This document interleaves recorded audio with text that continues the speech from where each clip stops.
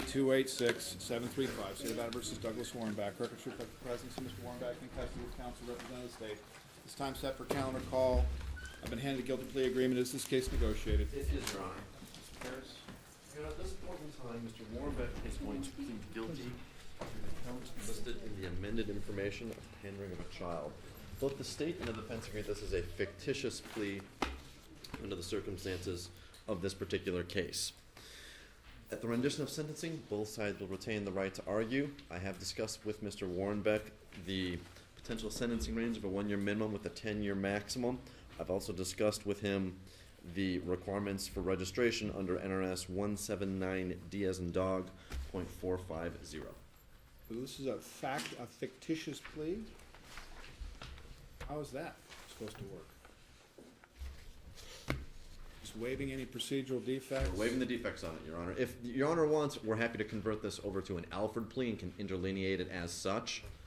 He is looking at an accusation of first-degree kidnapping, which carries a 5 to life, and this charge carries significantly less time than that kidnapping charge. All right, let's see where we go. Is that an accurate statement of negotiation? It is, Your Honor. All right, Mr. Warrenback, is your full name Douglas Harry Warrenback? Yes, What's your age? I'm 54. Where'd you go? Sorry, I'm 53, 54 on that.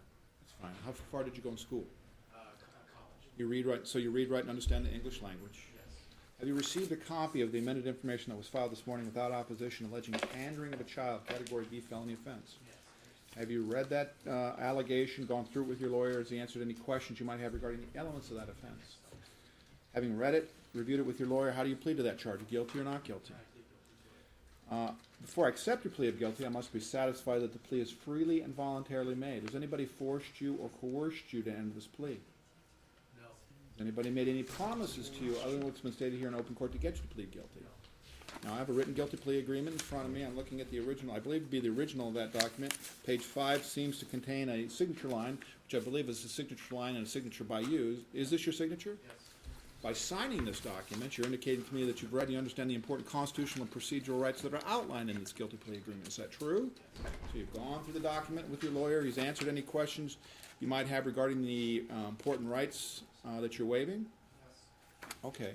You understand the range of punishment for the offense alleged is 1 to 10 years in the Nevada Department of Corrections, a $10,000 fine that you must register as a sex offender, that no one is in a position to promise you probation, leniency, any special treatment. That's a decision that I must make at sentencing. You understand that?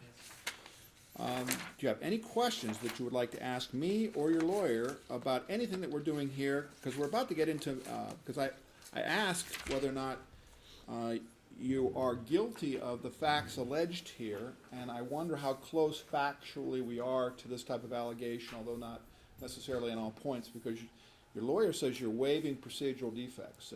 Basically, it's kind of a quasi, I want the 1 to 10 as opposed to a life tale, which makes it a quasi-Alford, really not, because Alford contemplates factual accuracy, but a compromise based upon potential outcome. So it's really not an Alford necessarily. But so I question the lawyers. You have a good lawyer here. There's a skilled and a good lawyer on the other side as well. How close factually are we so you can make me comfortable that we're doing this correctly?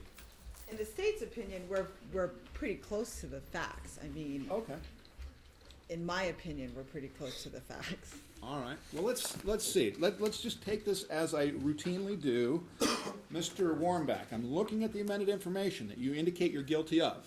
It alleges that on the 3rd day of September 2012, here in Clark County, Nevada, that you did willfully, unlawfully, and feloniously induce, persuade, encourage, inveigle, entice, or compel a child under the age of 18 years, to wit, Amanda, last name spelling A-L-S-A-R-R-A-J,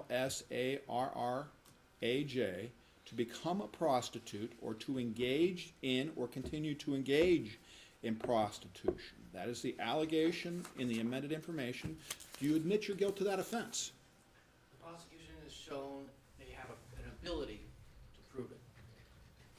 The facts can be put together in a way to look at that, again, in case in front of a jury. Commonly the answer is yes or no. All right. Okay? Yes.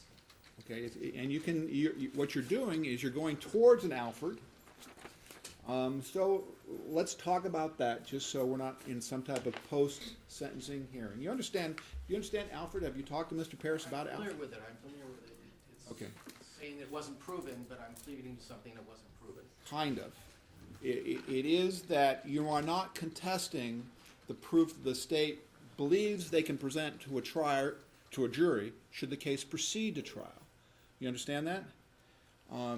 Have you made a determination that it's in your best interest to accept this plea, to accept the 1 to 10, to avoid the possible life should you proceed to trial on the original allegation of first-degree kidnapping?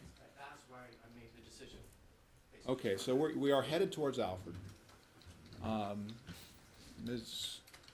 Just a little bit concerned, because it's not an Alfred plea. I understand why he, in his opinion, it may be closer to an Alfred, but I think the court is So correct you are on not the rule of offering law. Alfred?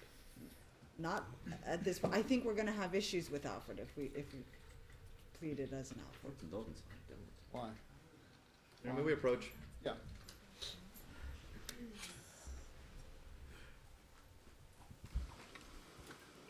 Essentially, our theory is he thought this 16-year-old over state lines. He knew she was a prostitute to continue to engage in that type of behavior. Okay.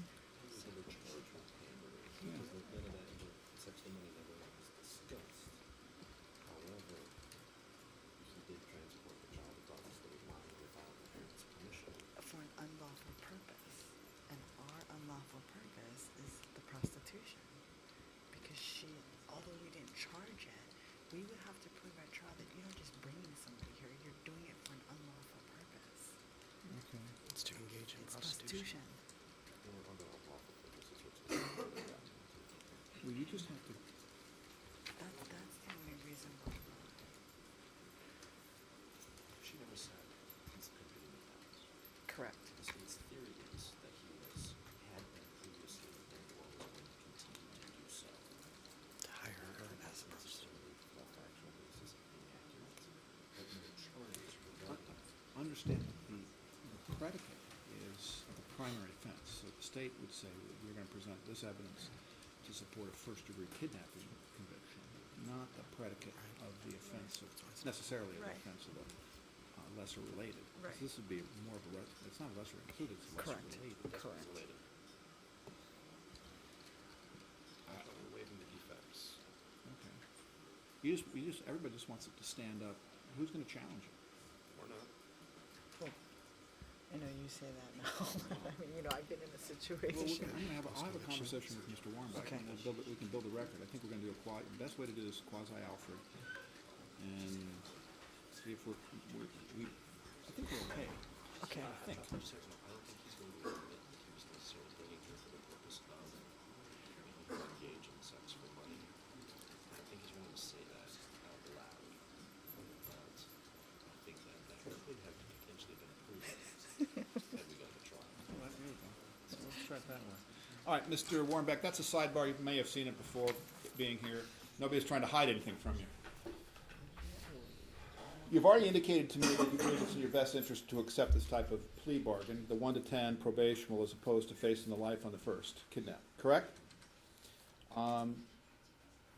Because you want to avoid that possible harsher penalty. The state's made a proffer sidebar to me that they believe they would call this individual, this female, to say that you transported her from where? California? Yes, Your Honor. To engage in illegal, arguably illegal activity here in Nevada. They believe that would be a function of what either she would proffer or what your jury might hear as a function of the facts. You agree with that?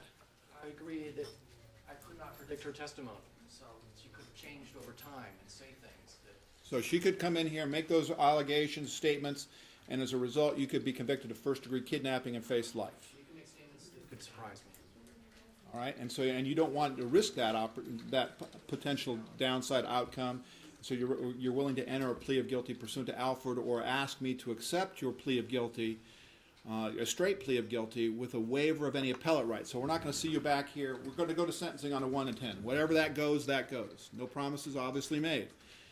But if you're in prison and you're dissatisfied with that outcome, you're saying, your lawyer says you're waiving any procedural defects. You're not going to be back here with a new lawyer on a different day saying, Judge, I didn't make a statement of guilt, I wasn't guilty, that procedurally this didn't work, this didn't happen correctly. Is that true? So you're waiving that. You know what you're doing. All right. I find that he knows what he's doing. Judge, just for the record, the state would lay the additional foundation that this defendant knew this girl. He had no permission to take her across state lines. He knew her age at the time that he How old was she? She's 16. All right. But he had known her previous to her being 16 years old, and they had had prior contact. He knew how old she was when he took her across state lines, and he knew he wasn't supposed to do that. Which is the first-degree kidnapping. Right. Now, you indicate that you believe that it might have been for purposes of selling her. Yes. Did she say that?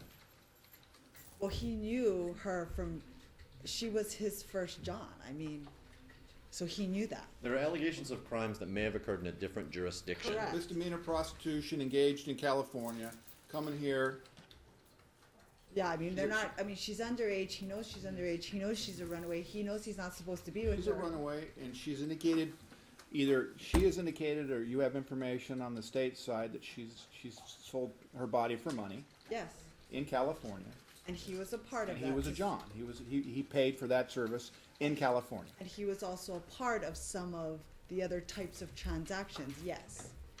And that he did not have permission, and he knew he did not have permission to bring her to the state of Nevada. Mr. Warrenbeck, you're afraid that if you go to trial and you're sitting in front of your jury, and she's going to be this girl, 16, 17, whatever she is now, she's going to be up here, she's going to be testifying like that, in that manner, consistent with that proffer, and that you might be found guilty of the first-degree kidnapping as a function, correct? My understanding was an agreement they were gonna actually take out the sex and the history, some stipulation, they're gonna remove that.